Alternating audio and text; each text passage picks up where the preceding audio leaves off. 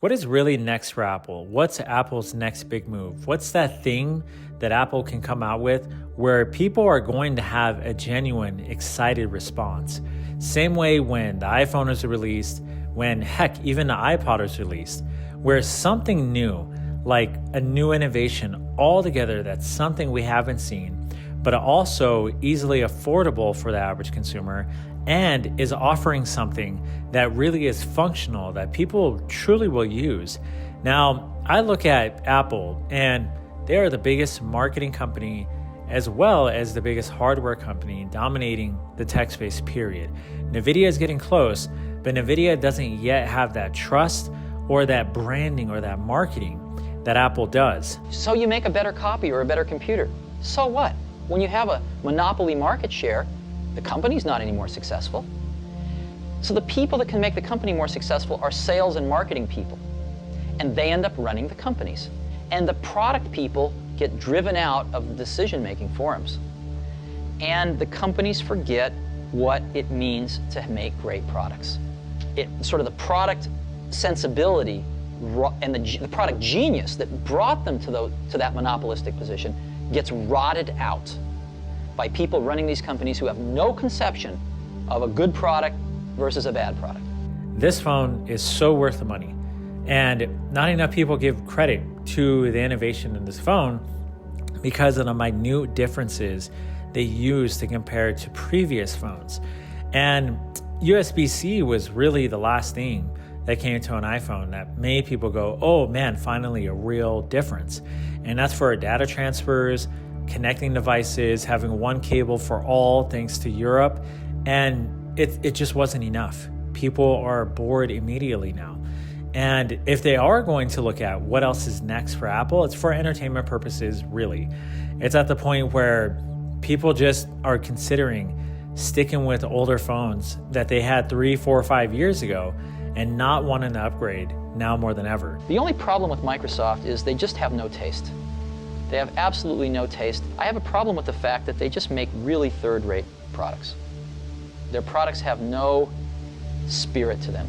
Their products have no sort of spirit of enlightenment about them. They are very pedestrian. And the sad part is that most customers don't have a lot of that spirit either.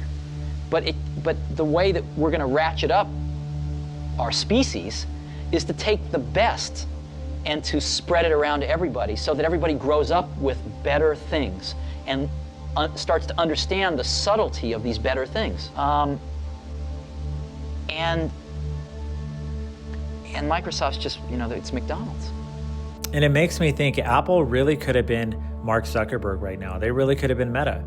If somebody like Craig Federighi was head of the company and CEO, head engineer and CEO, I think products like that would have came out a long time ago instead of Apple Vision Pro, because Apple Vision Pro was so niche that it wasn't even good for the people that were wealthy and affluent to buy that product for fun. I have no idea why they're still selling it up until this point. But Tim Cook is the mastermind of marketing, and that's the company, the direction decided to go, that led to where Apple has to work with ChatGPT just to even be able to have a product released with Apple Intelligence or new AI features. So it wasn't even made in-house all the way. But even with companies like NVIDIA surpassing Apple, ChatGPT and OpenAI surpassing them when it comes to anything having to do with artificial intelligence, and Mark Zuckerberg, who started a social media company, merging with Ray-Ban to come out with a very innovative product that's integrated with social media to basically be able to just wear glasses and it does everything for you. Great assistant, great artificial intelligence, and a camera, and it looks good. I mean, Apple, I really am just wondering what their next move is, because I feel like for the first time in a long time, they're falling behind the rest of the competition, and there's no sight on if they're going to be able to catch up. I mean, they came out with the iPhone 16e just like a week ago, and it actually is surprising to me that phone is $599, and that's still not a price that's low enough to get people an entry level into the Apple ecosystem. I mean, it would have made sense if they came out with a very standard phone where maybe it didn't have the greatest bells and whistles hardware-wise, but it gave you a good camera, and it was cheaper, being at least $499. I'm not sure what kind of compromises they would have had to make, but even $100 less would have been incredible, an incredible benefit for people that just want to get into the Apple ecosystem.